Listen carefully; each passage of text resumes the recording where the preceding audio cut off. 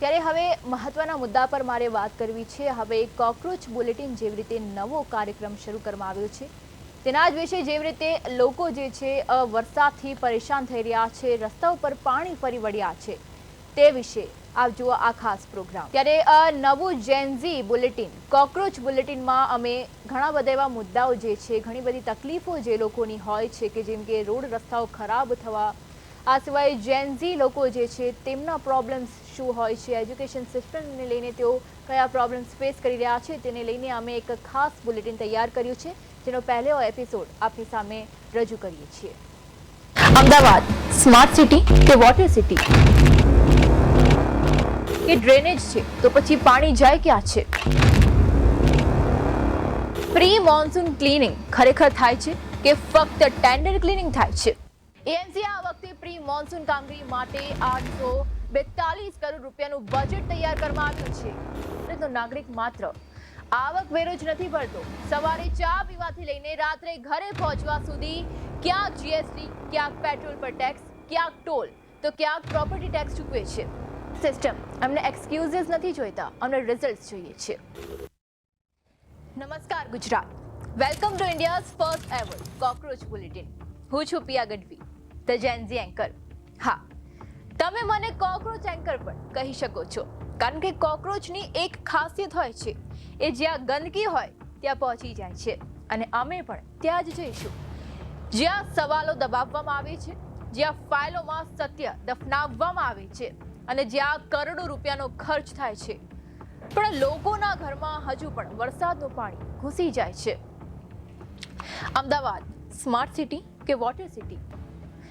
માત્ર થોડા કલાકના વરસાદ પછી રસ્તા નદી બની ગયા, ઘરોમાં પાણી આવી ગયા, સોસાયટીઓમાં પાણી, અંડરપાસ બંધ, લાખોની કારો અને બાઇકો પાણીમાં બગડી ગઈ અને સામાન્ય માણસ ફરી એક વખત પૂછે છે વાય? એએમસીના જણાવ્યા મુજબ શહેરમાં 148 જેટલા વોટર લોગિંગ પોઈન્ટ નોંધાયા, જેમાંથી અનેક સ્થળોએ લાંબા સમય સુધી પાણી ભરાયેલું રહ્યું અને ડઝનો હાઉસિંગ સોસાયટીઓ અસરગ્રસ્ત થઈ છે। હવે મારો અહીંયા એક સવાલ એ છે કે ડ્રેનેજ છે તો પછી પાણી જાય ક્યાં છે? આ વિષય પર આપણે જો વાત કરીએ તો જો દર વર્ષે કરોડો રૂપિયા ડ્રેનેજ પર ખર્ચાય છે, મતલબ જો હું એક્ઝેક્ટ આંકડાની વાત કરું તો એએમસી દ્વારા ડ્રેનેજ અને વરસાદી પાણીના નિકાલ પાછળ દર વર્ષે અંદાજિત રૂપિયા 150 કરોડથી લઈને રૂપિયા 1400 કરોડ સુધીનો જંગી ખર્ચ કરવામાં આવે છે। તો વરસાદ પડતા જ શહેર સ્વિમિંગ પુલ કેમ બની જાય છે? મારો બીજો સવાલ એ છે કે પ્રી મોન્સૂન ક્લીનિંગ ખરેખર થાય છે કે ફક્ત ટેન્ડર ક્લીનિંગ થાય છે? મારે છે ને હવે આના પર થોડુંક ડિટેલમાં વાત કરવી છે કારણ કે દર વર્ષે ચોમાસું આવે એ પહેલા એક જ વાત ખૂબ જ સાંભળવા મળે છે કે પ્રી મોન્સૂન ક્લીનિંગ શરૂ થઈ ગયું છે, કરોડો રૂપિયાના ટેન્ડર મંજૂર થાય છે, ડ્રેનેજ સાફ કરવાની જાહેરાતો થાય છે, નાળા ગટરની સફાઈના ફોટા પણ જાહેર થાય છે અને દાવા થાય છે કે આ વખતે શહેર પાણીમાં નહીં ડૂબે। પણ પછી આવે છે પહેલો વરસાદ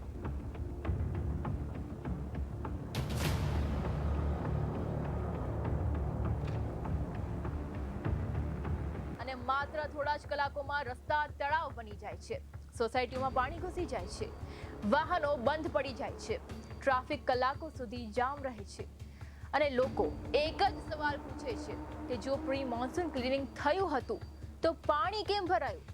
શું ડ્રેનેજ ખરેખર સાફ થયા હતા? શું નાળાઓમાંથી કચરો ખરેખર કાઢવામાં આવ્યો હતો કે પછી સફાઈ માત્ર કાગળો અને ફોટોગ્રાફ સુધી જ સીમિત રહી? કારણ કે દર વર્ષે વરસાદ બદલાય છે પણ સમસ્યા નથી બદલાતી।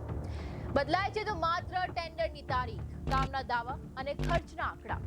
ત્યારબાદ મારો ત્રીજો પ્રશ્ન, અમે શું ચૂકવીએ છીએ? આપણે કયા કયા ટેક્સીસ ભરીએ છીએ? Income tax which is up to 30%, road tax which is almost 6% to 20%, GST up to 28%, Aso property tax, vehicle tax, development charges, આવા કેટલાય ટેક્સીસ આપણે ભરીએ છીએ તો પછી સર્વિસ ક્યાં છે? ભારતનો નાગરિક માત્ર આવકવેરો જ નથી ભરતો, સવારે ચા પીવાથી લઈને રાત્રે ઘરે પહોંચવા સુધી ક્યાંક જીએસટી, ક્યાંક પેટ્રોલ પર ટેક્સ, ક્યાંક ટોલ તો ક્યાંક પ્રોપર્ટી ટેક્સ ચૂકવે છે। એટલે જ લોકો પૂછે છે આટલો ટેક્સ ભર્યા પછી પણ મૂળભૂત સુવિધાઓ કેમ અધૂરી છે? એએમસી આ વખતે પ્રી મોન્સૂન કામગીરી માટે 42 કરોડ રૂપિયાનું બજેટ તૈયાર કરવામાં આવ્યું છે, પણ what are we who are paying taxes are getting zero benefits. In fact benefits તો દૂર, પણ જે ફેસિલિટીઝ છે તેને પણ છીનવી રહી છે. કાર તણાઈ જવી, ઘરમાં પાણી ઘૂસી જવું, ઇન શોર્ટ નુકસાન જ થઈ રહ્યું છે. બેનિફિટ્સ તો અહીંયા મને ક્યાંય નથી દેખાઈ રહ્યા. And yes, with that question number 4 એ જ છે કે જો રસ્તા પર પાણી ભરાઈને મારી લાખોની કાર ખરાબ થઈ જાય, મારી સ્કૂટી બંધ પડી જાય, મારા ઘરમાં લાખો રૂપિયાનું નુકસાન થાય, તો કોમ્પન્સેશન કોણ આપશે? ઇન્સ્યોરન્સ કે મ્યુનિસિપલ કોર્પોરેશન કે પછી સિટીઝન? એક મોટો સવાલ છે. અમદાવાદમાં સ્ટોર્મ વોટર ડ્રેનેજના કામમાં અનિયમિતતાઓના આરોપો બાદ એએમસીએ 4 એન્જિનિયરોને સસ્પેન્ડ કર્યા હતા અને કરોડોના કામની તપાસ શરૂ કરી હતી. તો પ્રશ્ન એ છે કે જો સિસ્ટમમાં ખામી મળી રહી છે તો એની અસર સામાન્ય નાગરિકો કેમ ભોગવે? હવે મારે ઉકેલ વિશે વાત કરવી છે કે ભાઈ આનો ઉકેલ શું? તો સૌથી પહેલો ઉકેલ એ છે કે દરેક વોર્ડનો દર વર્ષે સ્વતંત્ર ડ્રેનેજ ઓડિટ ફરજિયાત કરવું, પ્રી મોન્સૂન કામગીરીનો વોર્ડ વાઇઝ ખર્ચ અને પ્રગતિ ઓનલાઈન જાહેર કરવી. કામમાં બેદરકારી સાબિત થાય તો કોન્ટ્રાક્ટરને બ્લેકલિસ્ટ કરવો અને દંડ વસૂલવો. વરસાદ બાદ જાહેર સોશિયલ મીડિયા, સોશિયલ એડિટ અને નાગરિકોની ફરિયાદોની ખુલ્લી સુનાવણી કરવી. પાણી ભરાવાથી વાહન, ઘર અથવા દુકાનને નુકસાન થાય તો જવાબદારી નક્કી કરીને વળતર માટે સ્પષ્ટ નીતિ બનાવવી. વરસાદ પહેલા અને પછી ડ્રોન સર્વે અને જાહેર રિપોર્ટ ફરજિયાત કરવા. ત્યારે હવે આ તો આપણે સોલ્યુશન્સની વાત કરી. સવાલ વરસાદનો નથી, સવાલ વ્યવસ્થાનો છે.